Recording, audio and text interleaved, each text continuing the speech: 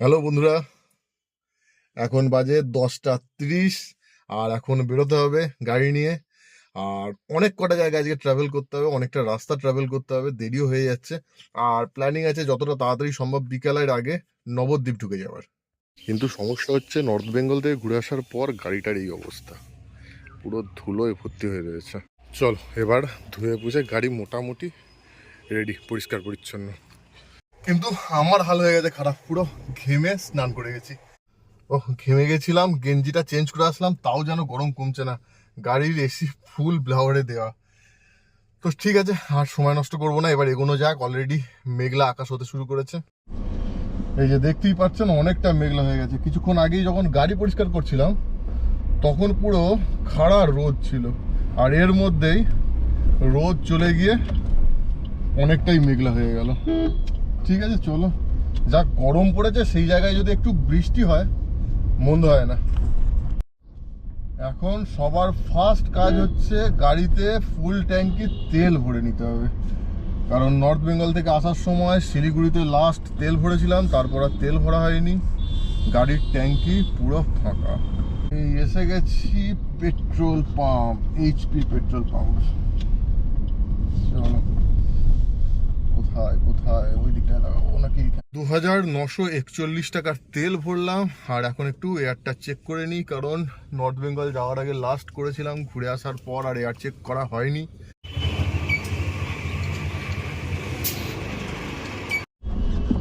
এই হচ্ছে কলকাতার জ্যাম, অবস্থা খারাপ পুরো। এদিক দিয়ে অটো ঢুকে যাচ্ছে, এদিক দিয়ে রিক্সা ঢুকে যাচ্ছে।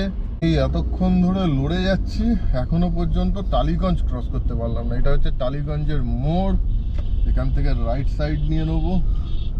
তো যাই হোক, এখান থেকে অন্তত ওই রিক্সা সাইকেল এইগুলো খুব একটা পাওয়া যাবে না। আর এই জায়গায় জায়গায় হাজারটা সিগন্যাল। কলকাতা থেকে বেরোতে পারাটাই সব থেকে বড় চ্যালেঞ্জ কোথাও ঘুরতে যাওয়ার আগে। কলকাতা এত ঘিঞ্জি শহর আর এত সরু সরু সব রাস্তা, তার উপর এত ট্রাফিক বেড়ে গেছে, মানে কলকাতার মধ্যে গাড়ি চালানো একটা বড় মাপের হেডেক। কলকাতা থেকে বেরো, হাই রোডে ওঠো, ন্যাশনাল হাইওয়েতে ওঠো, বিন্দাস গাড়ি চালাও, ঠিক আছে। এইটা যে মেন রোডটা আছে রবীন্দ্র সদনের দিকে যাওয়ার, যে মেন রোড টালিগঞ্জ থেকে, সেটার প্যারালালি যাচ্ছে, কিন্তু এটা একটা ভিতরের রোড, কিন্তু এটা ওয়ান ওয়ে। তো যার কারণে এই রোডটা দিয়ে চলে আসলাম। এখানে সিগন্যালও প্রায় একই আছে, খুব একটা কম নেই। ওই রোডের থেকে হয়তো একটা দুটো হয়তো কম হতে পারে, কিন্তু প্রায় একই আছে, কিন্তু চাপটা কম। এই হচ্ছে রবীন্দ্র সদনের মোড়, ডান দিকে রবীন্দ্র সদন, আমরা চলে যাব বাঁ দিকে। আর বাঁ দিক দিয়ে আরেকটু রাস্তা গেলেই second Hooghly bridge. Second Hooghly bridge, বাবরে কত মোটা বিএসএফ, এত মোটা বিএসএফ হয়। যাই হোক, এই রাস্তা দিয়ে জাস্ট কিছুটা গেলেই সেকেন্ড হুগলি ব্রিজ। এই চলে এসেছি সেকেন্ড হুগলি ব্রিজের কাছে। সেকেন্ড হুগলি ব্রিজে চলে আসা মানে কলকাতার বাউন্ডারি থেকে বেরিয়ে গেছি।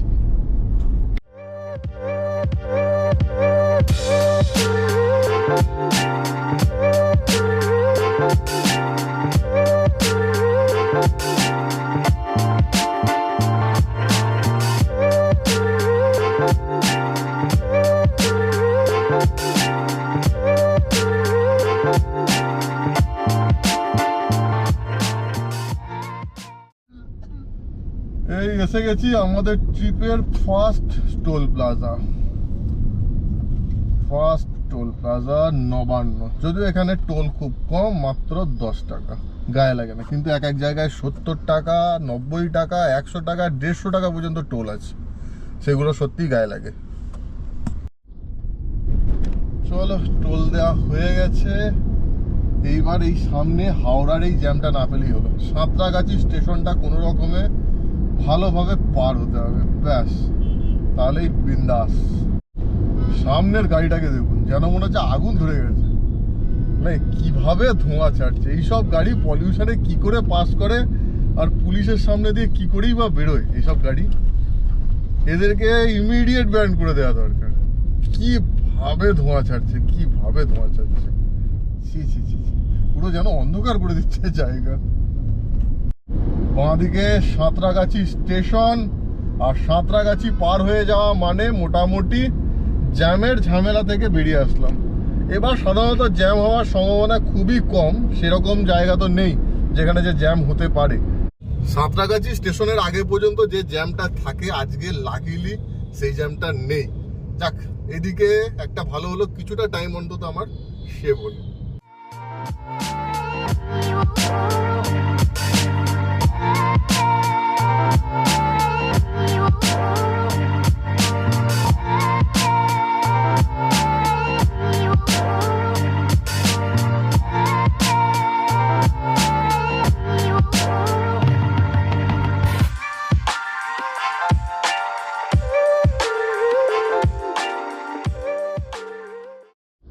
এই আমরা উপর দিকে উঠে গেলাম ফ্লাইওভারে, বাঁ দিকে নিচে দিয়ে যে রাস্তাটা চলে গেছে সেই রাস্তাটা আবার বাঁ দিকে টার্ন হয়ে গেছে, আর বাঁ দিকে টার্ন দিয়ে গেলে আমরা চলে যেতে পারতাম যেটা হচ্ছে চেন্নাই রোড, মুম্বাই রোড, অর্থাৎ কোলাঘাট, দীঘার দিকে বা উড়িষ্যার দিকে বা আরো ওইদিকে।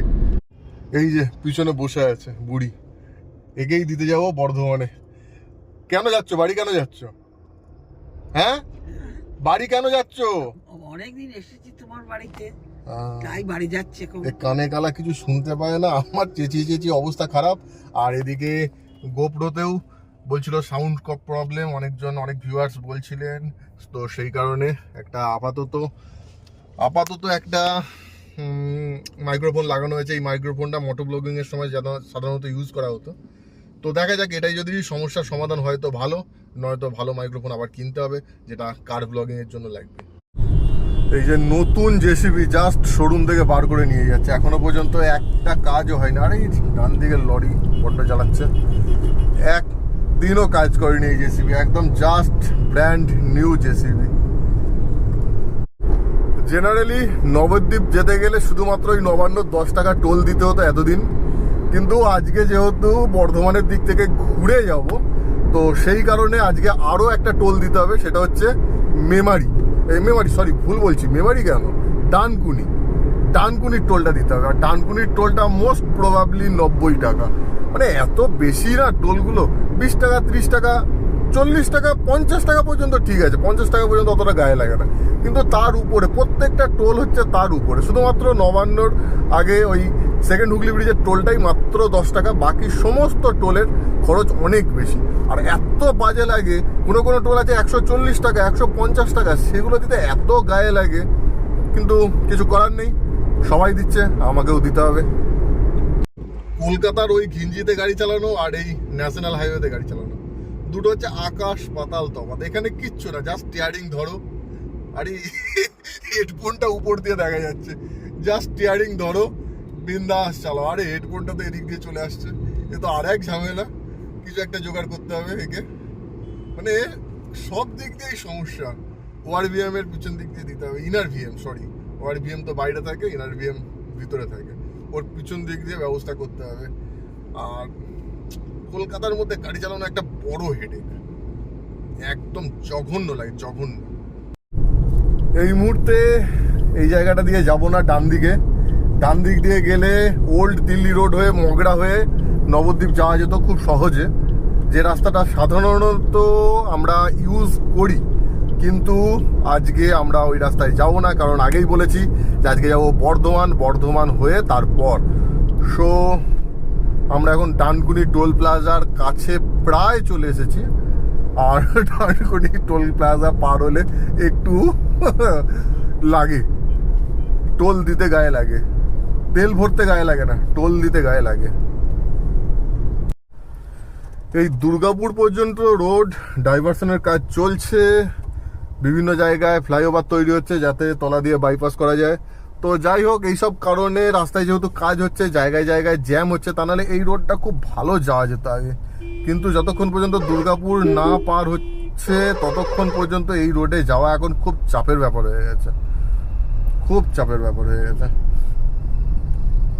জেনারেলি বাঁকুড়া বা পুরুলিয়া ঘুরতে গেলে আগে এই রোডটাই ছিল বেস্ট রুট, কিন্তু এখন এই পরিস্থিতির কারণে আরামবাগ হয়ে যাওয়াটাই বেস্ট মনে হয়। এই ভাবুন, এইরকম রাস্তার অবস্থা, ডান দিকে ভাঙা, ওদিকে ডাইভারশন হচ্ছে, এদিকে এরকম জ্যাম হচ্ছে, রাস্তার অবস্থাও খুব একটা ভালো না, জায়গায় জায়গায় ভাঙা আছে, যদিও খুব ভাঙা নেই যে মানে একদম গাড়ি চালানো যাবে না সেরকম পরিস্থিতি নেই, কিন্তু আছে, ভাঙা আছে। তো এইরকম পরিস্থিতিতে এইরকম জায়গায় একটা টোল দিতে কেমন লাগে, এমনকি টোলের সামনের জায়গাটা দেখুন কি অবস্থা, তো সেই জায়গায় টোল দিতে কেমন লাগে। তো চলো, কিছু করার নেই, টোল গেট চলে এসেছে, এই দিকটা দিয়ে যাই, এই দিকটা ফাঁকা আছে। ওই বাঁ পাশে যে সার্ভিস রোডটা দেখছেন, সার্ভিস রোডটা খেয়াল করিনি আমি এর আগে, আজকে দেখছি অনেক গাড়ি এই সার্ভিস রোডটা দিয়ে নিয়ে চলে আসছে। তো সার্ভিস রোডটা দিয়ে নিয়ে আসলে কোনো টোল দিতে হচ্ছে না, বাহ, এটা তো একটা ভালো জিনিস। তো সার্ভিস রোড আর কতটুকু আছে, সার্ভিস রোড দিয়ে কিছুটা গিয়ে সার্ভিস রোড থেকে আবার মেন রোডে উঠে যাব। যাক, এটা আমি জানতাম না, আমার টাকা গেল, কিছু করার নেই। কিন্তু আপনাদের বলে দিলাম, আপনারা আসলে বাদিকে সার্ভিস রোড নিয়ে নেবেন, সার্ভিস রোডে আপনাকে কোনো টোল দিতে হবে না, ফালতু ফালতু ডানকুনির 1,000 টাকা টোল দেওয়ার কোনো প্রয়োজন নেই। সার্ভিস রোড নিয়ে নেবেন, সার্ভিস রোড দিয়ে বেরিয়ে যাবেন। আর ফালতু জানি না বলে, ওহ তারটা বড্ড ডিস্টার্ব করছে, আর জানি না বলে আমাকে দিতে হলো টোল।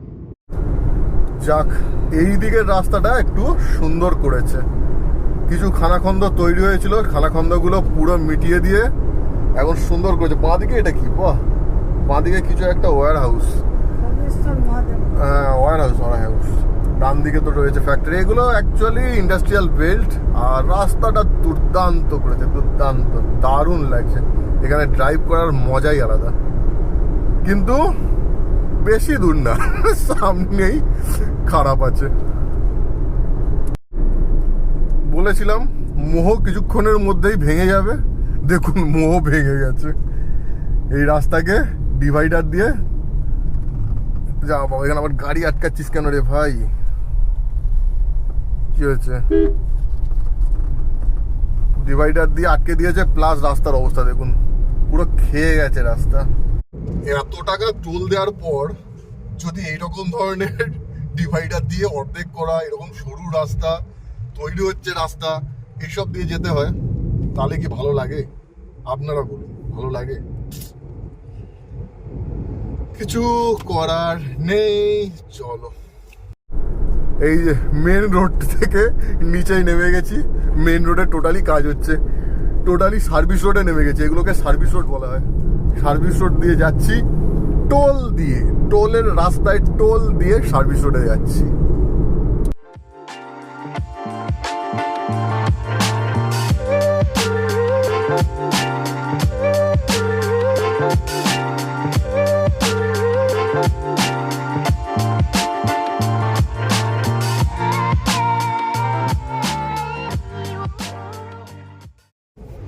চলো, কিছু জায়গা খারাপ, কিছু জায়গা ভালো, মানে কিছু জায়গা বলতে সেই জায়গা না, মানে রাস্তা, কিছু রাস্তা খারাপ, কিছু রাস্তা ভালো, চলছি এইভাবেই, ভালো লাগছে।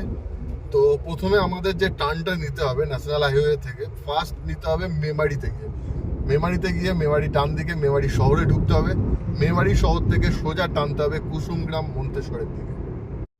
আজকাল গুগলের উপর কোনো ভরসা নেই, গুগল দিয়ে রেখেছিলাম, কারণ এই মেমারির এই জায়গাটা যেখান থেকে ডান দিক ঢুকতে হয় অনেক সময় বুঝতে পারি না, কারণ রাস্তাটা ন্যাশনাল হাইওয়ে প্রায় একই রকম লাগে সব জায়গা, তো খুব ঘন ঘন তো আসা হয় না, যার জন্য বুঝতে পারি না, তো গুগল দিয়ে রেখেছিলাম। গুগল দেখাচ্ছে সোজা যেতে হবে, এদিকে বোর্ডে দেখি ডান দিকে মেমারি, তো জাস্ট লাকিলি বোর্ডটা দেখলাম তাই, নয়তো গুগল বাবার কথা মতো আবার সেই সামনে থেকে গিয়ে আবার ঘুরে আসতে হতো। গুগলের উপর আজকাল ভরসা করা খুব কঠিন হয়ে যাচ্ছে। যে জায়গা দিয়েই যান না কেন, ন্যাশনাল হাইওয়ে দিয়ে যান আর যেখান দিয়েই যান, বর্ধমানের গ্রামের রাস্তা ভিতর দিয়ে যাওয়ার মজাই আলাদা। আর এটা যেহেতু স্টেট হাইওয়ে, তো সেই হিসাবে রাস্তাটাও ভালো, আর দুদিকে চাষের জমি, বিশেষ করে ধান ক্ষেত, এত সুন্দর লাগে দেখতে, মানে একটা আলাদা রকম আনন্দ হয়। আর ছোটবেলায় বেশ কয়েকটা বছর আমার বর্ধমানে কেটেছে, তো যার জন্য বর্ধমানের প্রতি একটা আলাদা টান আছে। এই হচ্ছে মেমারি, মেমারি শহর, মেমারি শহর তো নাকি না গ্রাম?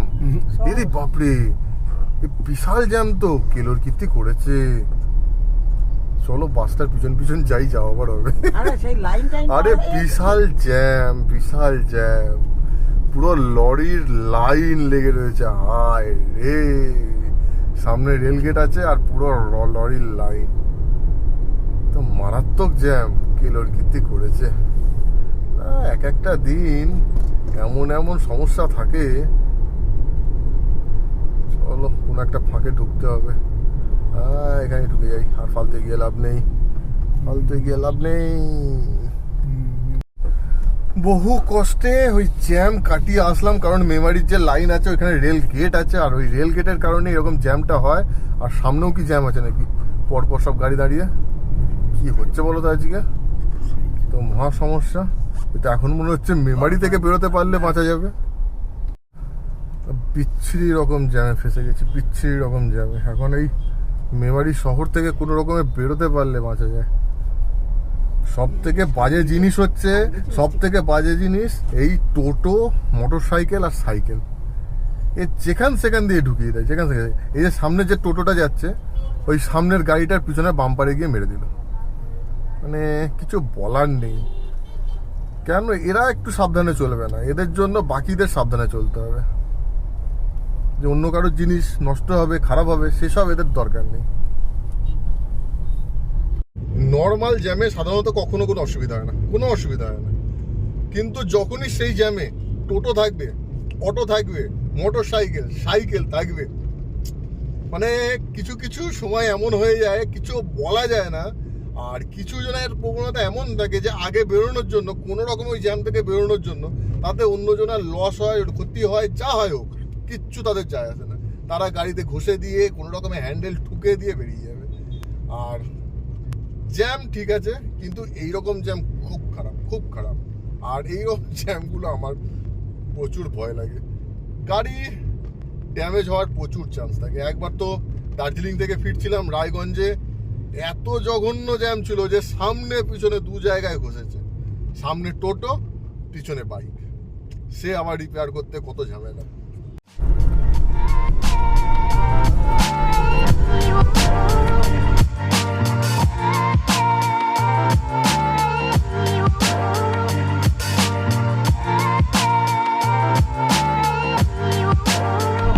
এসে গেছি সাতগেছিয়ার পর আসবে কুসুমগ্রাম, তারপর আসবে মন্তেশ্বর। এইভাবে আমরা বর্ধমানের সমস্ত এরিয়াগুলো পার হতে হতে যাব। কিন্তু ওরে বাপরে, এখানে কি এমন ব্যাপার আছে, তিনখানা বড় বড় বাম্পার দিয়েছে বাবারে। যাই হোক, চৌমাথা, সাতগেছিয়া। এখানে এক জায়গায় বেলের শরবত পেয়েছি, তো গরমের মধ্যে বেলের শরবত খাওয়ার মজাই আলাদা, কিন্তু বানাবে নাকি এখন সেটাই আগে দেখার। এই যে বেলের শরবত, লেবুর শরবত। বেলের শরবত হবে কত করে? যে এখন বেলের শরবত বানানো চলছে। আজকে টার্গেটেই ছিলাম, যদি বেলের শরবত পাওয়া যায় খাবো। চলো, হয়ে গেছে বেলের শরবত খাওয়া, এবার গাড়িতে উঠে পড়ি। ভালো লাগলো খেতে, শরীরটা ঠান্ডা হলো, প্রাণ ঠান্ডা হলো। গরমকালে বেলের শরবত যদি রাস্তায় পাওয়া যায়, খাওয়ার একটা মজাই আলাদা। কিন্তু শরবতটার মধ্যে একটু নুন দিয়ে দিয়েছিল, কেন দিল? নুনটা না দিলে আরো ভালো লাগতো। চলো আবার এগোনো যাক, দুদিকে গ্রাম দেখতে দেখতে। কিন্তু ঠিক গ্রাম দেখে মজা নেই, গ্রামের ভিতরে মাটির রাস্তায় যদি ঢোকা যেত তাহলে ঠিক ছিল, কিন্তু সেই সময় আজকে হবে না। সুতরাং এই রাস্তা দিয়েই, স্টেট হাইওয়ে দিয়ে যেতে যেতেই চা দেখা যায়।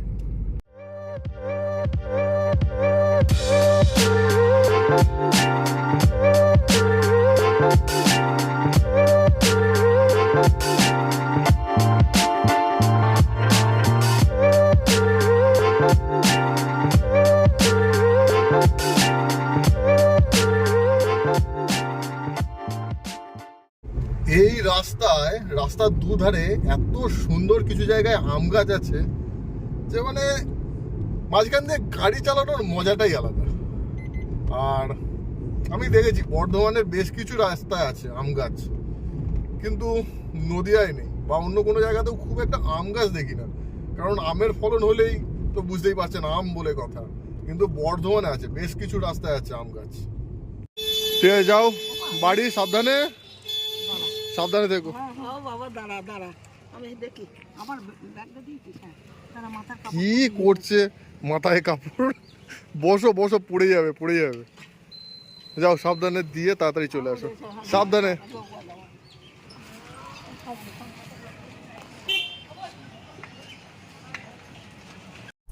চলো গাড়িটা এখানে ঘুরিয়ে নি, দিদা বেরিয়ে গেছে, এইবার আমাদের নবদ্বীপ যাওয়ার পালা।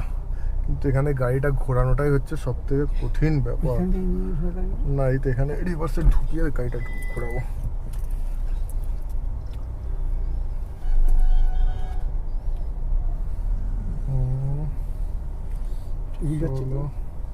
দিদা এতদিন আমাদের কাছে ছিল, বেশ ভালো লাগছিল। আজকে বাড়ি চলে যাচ্ছে, মানে চলে গেল অলরেডি বাড়ি, মনটা খারাপ লাগছে। এতদিন সঙ্গে ছিল, বেশ একটা হ্যাবিট হয়ে গেছিল, আবার কয়েকদিন খারাপ লাগবে, কিন্তু আবার তাড়াতাড়ি নিয়ে আসতে হবে। ও বেচারি একা একা এই বয়সে থাকা ওর সম্ভব নয়, ইমিডিয়েট আবার নিয়ে চলে আসবো। থাক কয়েকদিন নিজের বাড়িতে থাকতে চাইছে, কয়েকদিন থাক নিজের বাড়িতে, তারপর আবার নিয়ে চলে আসবো। দুদিকে ধান ক্ষেত, মাঝখান দিয়ে রাস্তা, বিন্দাস।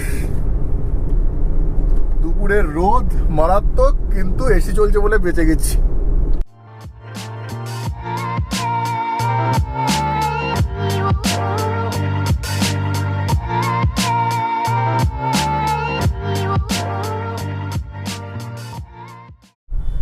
এটা হচ্ছে কুসুমগ্রাম বাজার। এসব জায়গা দিয়ে গেলে সেই পুরোনো দিনের স্মৃতি, সেই পুরোনো দিনের সমস্ত কথা মনে পড়া, একটা আলাদা ফিলিংস আসে। এই দেখুন গ্রামের রাস্তায় মহাশয়েরা চলেছেন, আর ওনাদের জন্য আমি যেতে পারছি না, মাথা তুলে চলেছেন কোমর নাড়াতে নাড়াতে। গ্রামের প্রকৃতি দেখা, গ্রামের প্রকৃতি এনজয় করা খুব ভালো, কিন্তু বাই চান্স যদি একটা রাজহাঁস বা একটা ছাগলের বাচ্চা চাপা পড়েছে, ব্যাস গ্রামের প্রকৃতি দেখা ভুলে যাবেন। মোটামুটি একটা রাজহাঁস বা একটা ছাগল যদি চাপা পড়ে, তার বাচ্চা মোটামুটি 7 পুরুষের দাম নিয়ে নেবে, মোটামুটি 7 পুরুষের দাম নিয়ে নেবে। এই যে ব্রিজটা পার হচ্ছি, অলরেডি ভিডিও অন করতে করতে ব্রিজ ক্রস করেও বেরিয়ে গেলাম। এই ব্রিজটা আমি যখন খুব ছোট ছিলাম, একদম বহু বছর আগে, খুব যখন ছোট ছিলাম, তখন এই ব্রিজটা ছিল না। তখন দিদার বাড়ি যেতে গেলে এর নিচে যে নদীটা আছে, ওই নদীটা পার হয়ে যেতে হতো। আর এখন তো ব্রিজ হয়ে গেছে, রাস্তা হয়ে গেছে, এখনকার ব্যাপারই আলাদা। কিন্তু তখন এত সুন্দর রাস্তা, এরকম ব্রিজ কিচ্ছু ছিল না। নাদনঘাট মোড় পার হয়ে গেছি, আর জাস্ট 5 কিলোমিটার, 5 কিলোমিটার গেলেই নবদ্বীপ ঢুকে যাব। ঢুকে গেছি নবদ্বীপ, কিন্তু ডান দিক দিয়ে গেলে নবদ্বীপ রেলগেট, আর রেলগেট দিয়ে গেলে একটাই সমস্যা, রেলগেট যদি পড়ে যায় প্রচুর টাইম লাগতে পারে। তো ওদিক দিয়ে যাব না, এদিক দিয়ে একটা ভিতর দিয়ে, জঙ্গলের ভিতর দিয়ে, আপনারা যদি অন্যান্য ভিডিও দেখে থাকেন তাহলে দেখবেন, সেখান দিয়ে ঢুকে যাবো আমি নবদ্বীপ, শর্টকাট।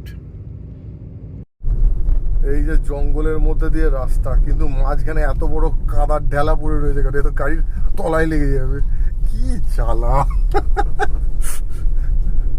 বাঁশ বাগান দুদিকে,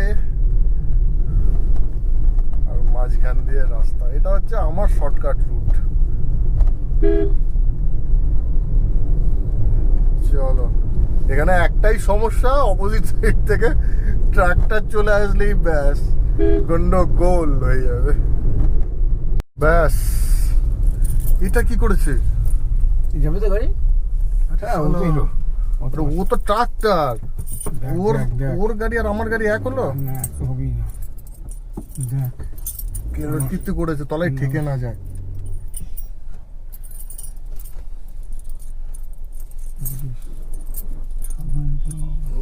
বাপরে বাপ, কোন জায়গা দিয়ে আসলাম রে ভাই? এইদিকে এত ভয়ানক অবস্থা করলো কি করে? যা না রে ভাই, কি অবস্থা।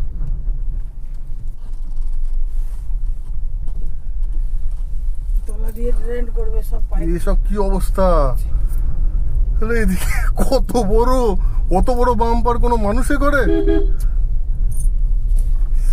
এই শর্টকাটে আসতে গিয়ে তো অবস্থা খারাপ হয়ে গেছিল। এই বাড়িতে ব্যাগপত্র নিয়ে চলে এসেছি, কিন্তু জল নেই। এদিকে পাম্প চলছে, তার খ্যাকার খ্যাকার করে আওয়াজ হচ্ছে, কিচ্ছু শোনা যাচ্ছে না। এই যে স্নান ধান করে ফ্রেশ হয়ে রেডি, গেঞ্জিও চেঞ্জ করে নিয়েছি। এখন বেরোবো নবদ্বীপের একটা স্পেশাল জায়গায়। নবদ্বীপ না, নবদ্বীপের ঠিক একটু পাশে। তো সেটা থাকবে নেক্সট ভিডিও, কারণ এই ভিডিও দিলে বিশাল বড় হয়ে যাবে। তো এই ভিডিও দেবো না, নেক্সট ভিডিও থাকবে। আপনারাও দেখতে পারবেন যে নবদ্বীপের একটা স্পেশাল জায়গা। জেনারেলি এখানে যারা ঘুরতে আসে তারা এই জায়গাটা সম্বন্ধে জানে না। থাকবে নেক্সট পার্টে। সো এই ভিডিওটা এখানেই শেষ করছি। যদি ভালো লাগে অবশ্যই লাইক করবেন, কমেন্ট করবেন, আর এখনও পর্যন্ত যারা সাবস্ক্রাইব করেনি তারা প্লিজ সাবস্ক্রাইব করে দেবেন, সবাই যাতে একসঙ্গে আমরা যুক্ত থাকতে পারি। এতক্ষণ সঙ্গে থাকার জন্য আপনাদের সবাইকে অসংখ্য ধন্যবাদ। Thank you, thank you, thank you.